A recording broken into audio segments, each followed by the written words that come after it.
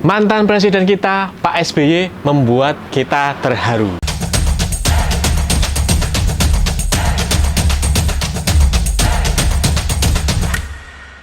Baru-baru ini diberitakan beliau mengakui banyak kekurangan selama pemerintahannya, sesuatu yang tak bisa diubah lagi. Dan yang paling mengharukan, beliau menegaskan tidak sekalipun terbersit untuk mencederai sistem dan konstitusi negara.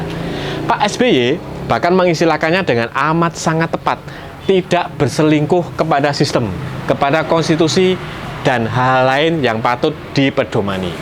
Luar biasa pilihan kata selingkuh ini, memang luar biasa tepat. Apalagi bila dikaitkan dengan Mulyono yang memang identik dengan selingkuh pada konstitusi. Apa memang Pak SBY ini sedang menyindir Mulyono ya?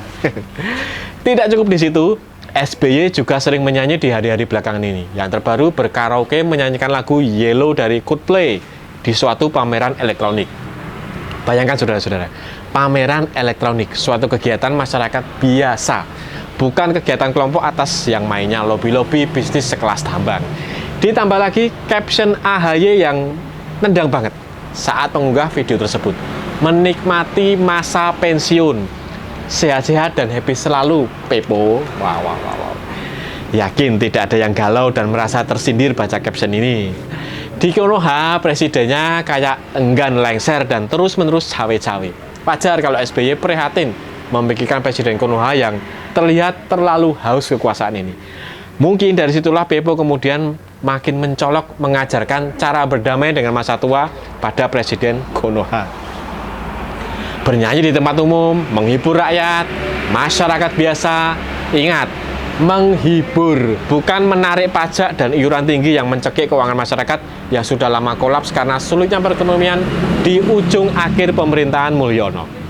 Dan karena presiden Konoha ini kayaknya ndablek, nggak peka, dan muka tembok juga kali ya, SBY terpaksa menyindir lebih keras lagi dengan mengatakan dirinya tidak berselingkuh baik pada Bu Ani maupun konstitusi. Cara halus untuk mengatakan beda dengan situ Mul, konstitusi digadalin.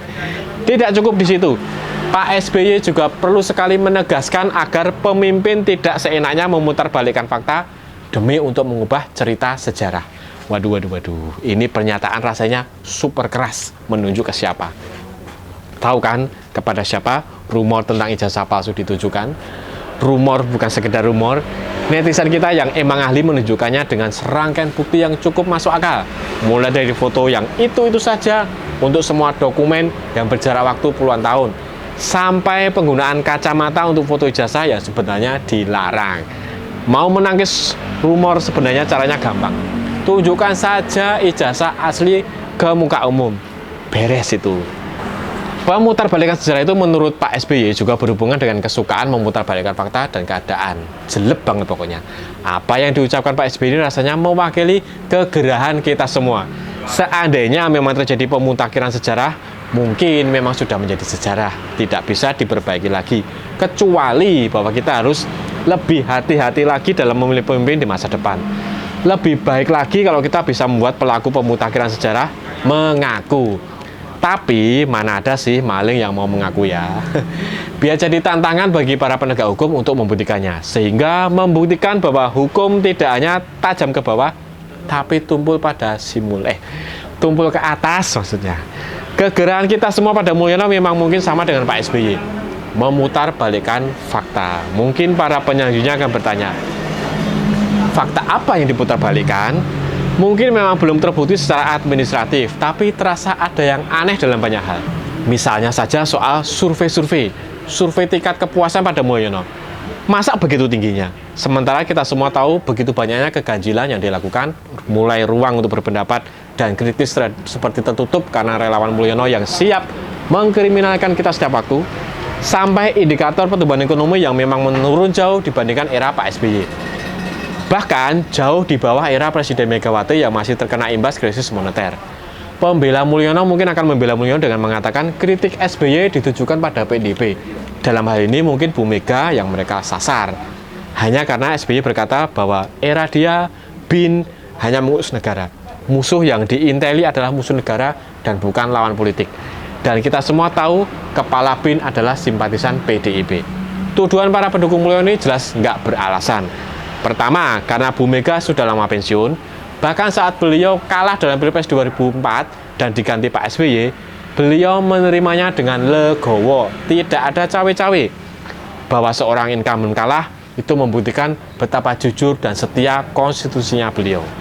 Mudah sekali bagi seorang presiden yang sedang menjabat untuk mengerahkan semua kekuatannya untuk memenangkan pemilu.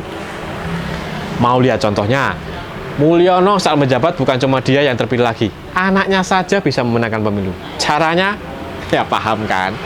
Memainkan konstitusi. Untuk urusan tidak selingkuh pada konstitusi, patut kita acukan jempol sebesar-besarnya dengan Pak SBY. Meski seperti yang beliau katakan, beliau bukan tanpa kekurangan. Selama masa kepemimpinannya beliau, lembaga-lembaga negara selalu berjalan on the track, sesuai aturan yang ada.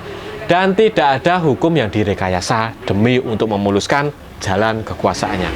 Kalau Pak SBY mau di ujung pemerintahannya, bisa saja beliau membuat konspirasi untuk menjadikan AHY presiden atau wakil presiden. Secara intelektual, AHY jauh lebih mumpuni daripada Gibran. Dia jelas-jelas lulusan Akmil, secara fisik dan etik juga lebih baik. Tetapi, apa hal tersebut dilakukan Pak SBY? Tidak. Karena beliau, seperti juga presiden-presiden kita sebelumnya, tahu artinya saru, tahu artinya malu, tidak pantas, rawan penyalahgunaan kekuasaan, rakus. Bu Mega saja bisa dengan mudah menyiapkan Mbak Puan jadi presiden. Lagi-lagi Mbak Puan lebih pantas, lulusan UI asli. Bukan orang yang ijazahnya dipertanyakan dan menimbulkan dilema. Jangan-jangan SMA aja tidak lulus. Gus Dur bisa saja menunjuk Mbak Yeni yang kita semua tahu kapasitas nggak main-main, pinter dan berwawasan luas. Semua tidak melakukan hal tersebut karena paham etika, paham nilai-nilai budi pekerti. Itu baru satu aspek. Belum lagi aspek kegagalan pemerintahan yang selalu ditutupi Mulyono dengan aneka istilah keren. Revolusi mental lah, hilirisasi, talaut, bla bla bla bla bla bla. Wajar sekali kalau Pak SBY gerah. Mungkin saja dalam hatinya udah dongkol dan ingin marah-marah langsung. Tapi kesopanan membuat beliau hanya bisa mengkritik dengan halus dan santun. Cawe-cawe yang menyebalkan Mulyono itu bukan hanya tanpa hikmah. Pak SBY kini terasa lebih cair hubungannya dengan PDIP. Bahkan ada kesan beliau satu barisan membela PDIP bukan cuma karena banteng kalah dikhianati Mulyono, tapi juga kesamaan nilai yang diperjuangkan, Indonesia yang lebih sejahtera. Pak SBY yang juga seorang dokter lulusan IPB itu banyak mengkritik tentang perekonomian ekonomi yang morat-marit di paruh kedua pemerintahan Mulyono. Termasuk juga tentang regulasi BBM yang ribet dan rawan penyelewengan. Pada masanya, Pak SBY banyak menggunakan APBN untuk subsidi BBM tanpa mengkhususkan kepada siapa subsidi itu ditujukan. Efeknya, perekonomian tumbuh dengan tinggi pada masanya, sehingga secara umum, masyarakat dan pengusaha merasa di masa Pak SBY cari uang lebih mudah. Tapi yang paling luar biasa, menurut Tempo, Pak SBY dengan sukarela sempat menjadi penghubung Pak Prap ke Mulyono agar mau menerima PDIP dalam kabinet Pak Praps. Mengapa? Karena PDIP selalu punya program yang menyasar ke masyarakat, based on community. Bukan cuma proyek-proyek mercusuar yang manfaatnya tidak dirasakan masyarakat, apalagi menggandakan manfaat ekonomi. Bukan proyek sederhana seperti memajukan UMKM dan jaringan kesehatan hingga level puskesmas dan posyandu dengan penerimaan manfaat sampai ke level rumah tangga. Dan lebih dari itu, Pak SBY mungkin mengapresiasi karena pos-pos yang ditawarkan Pak Pras dan PDIP adalah pos-pos penegakan hukum, mulai dari Menko Polhukam, Menpan sampai Menkumham. Pak SBY tahu pos-pos ini rawan penyelewengan, rawan menjadi ajang untuk selingkuh pada konstitusi. Diam-diam, kelihatannya Pak SBY kagum pada Bu Mega dan partainya yang telah menjaga negeri ini dari nafsu berkuasa Mulyono yang ingin terus sampai 3 periode. Ini bentuk integritas yang luar biasa. Mungkin inilah yang menggugah Pak SBY untuk terus kritis pada Mulyono sebagai bentuk permintaan maaf pada Bu Mega. Semoga. Itu saja dari saya, kurang lebihnya mohon maaf. Salam POV, Point of View.